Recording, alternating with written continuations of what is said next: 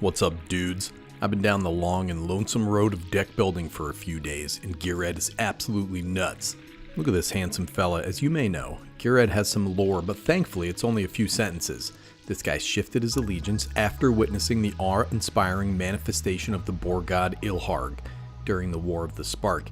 Even though he was now Gruul, Ghired maintained a deep love for his animals and his connection to Selesnya magic. The guy likes his dogs, alright? Just like every other Instagram mom.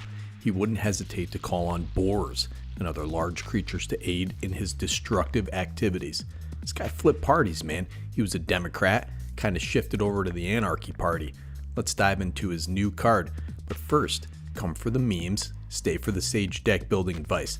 Like, subscribe, and whisper to me your secrets in the comments below. Alright, here we have Ghired, Mirror of the Wilds. Red, green, and white for a legendary creature, human shaman. It's a 3/3 with haste.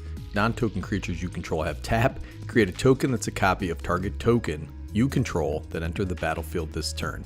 And this guy says the conclave was soft. The clans were trapped beasts. Here in this untamed wilderness, nature can truly roam free. This kind of tells us why he's out there in the wilderness there with his pigs and his hogs.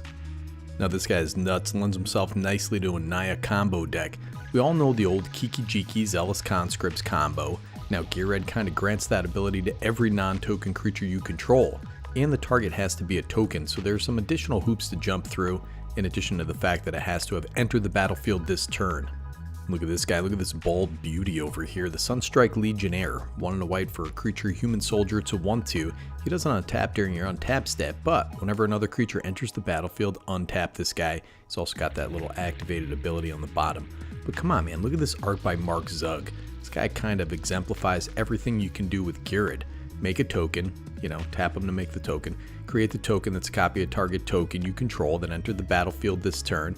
That enters and untaps this shiny domed character, and then you can tap to make another ad infinitum. Now this guy shows up a little more often in combo deck lists, but Village Bellringer's 2 and a white, creature human scout has flash.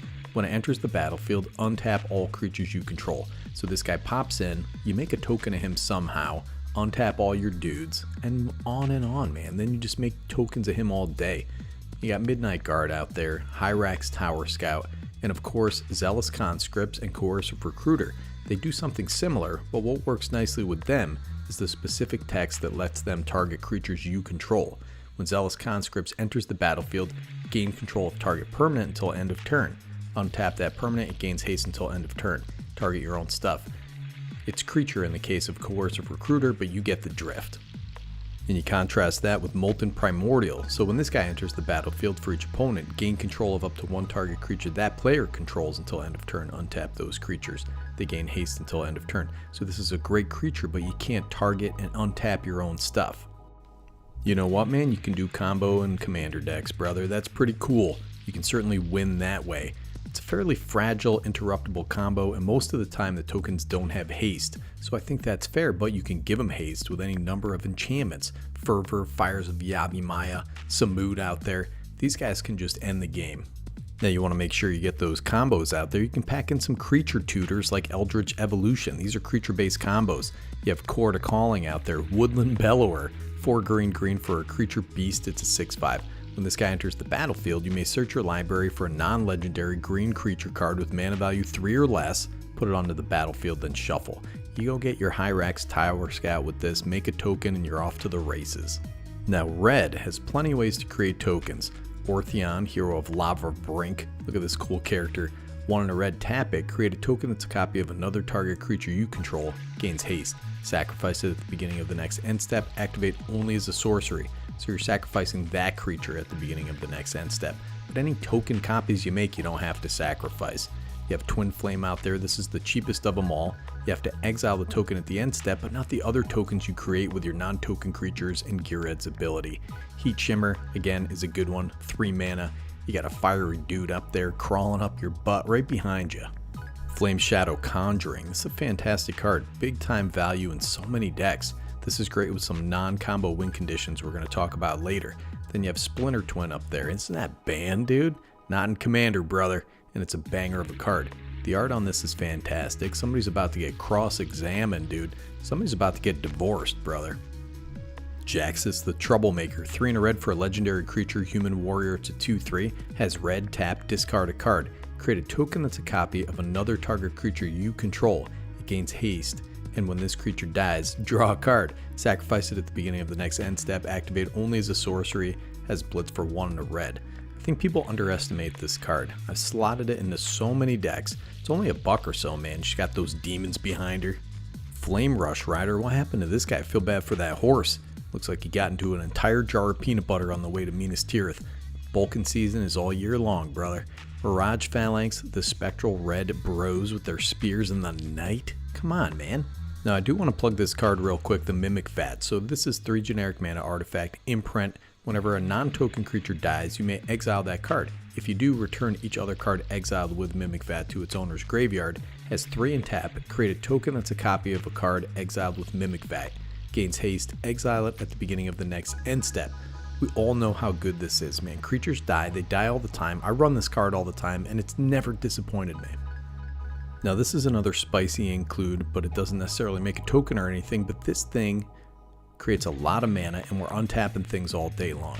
You know, we want to talk about the Crystalline Crawler. So this is 4 generic mana for an artifact creature construct, has Converge, enters the battlefield with a +1/+1 counter for each color of mana spent to cast it. So a lot of the times you're going to have 3 +1/+1 counters on this thing. Remove one of them, add 1 mana of any color, has tap, put a +1/+1 counter on it. This guy's only a couple bucks right now, $2 to $3 for the list version. Ideal in this deck. You also want creatures that bring their own tokens, and this is some spicy tech, dude. Tolsimir, Friend to the Wolves, 2 green, and a white for a legendary creature, Elf Scout. It's a 3/3.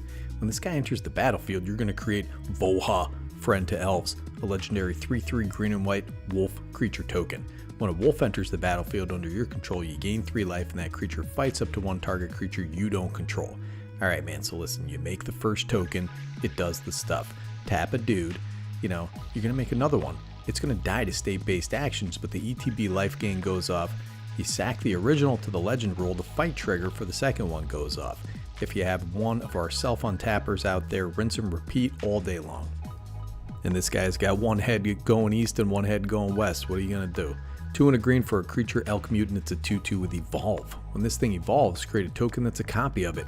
Don't mistake this guy's timidness for defenselessness. I made that mistake 1 time too many, dude. This guy gets exponential really fast when you make a token and copy it a couple times. Now, I think people are seriously sleeping on the old 1-eye here. So this is 5 and a green, legendary creature, Tyrannid. It's a 6/6. Look at it, he's a beautiful boy. Dude looks like a pit bull a little bit. He has trample. Other creatures you control have trample. When it enters the battlefield, create a 5/5 green Tyrannid creature token. This guy's got fast healing, brother. At the beginning of your pre-combat main phase, you may discard 2 cards. If you do, return this guy from your graveyard to your hand. This damn card is 55 cents. Brings his own dude. Gives all your buddies trample. Come on, man. 6 mana. Anyways, brother, check out the deck list if you're interested in Ghired, and put Scoot Swarm in there. Scoot Swarm goes in every damn deck anyway. Very powerful commander. Powers out a few different ways to blast a pod right out of the water. It's a higher power commander. But sometimes you need a higher power commander if you're playing with degenerate maniacs like old Nicky G. So this is going to be me, brother, signing off.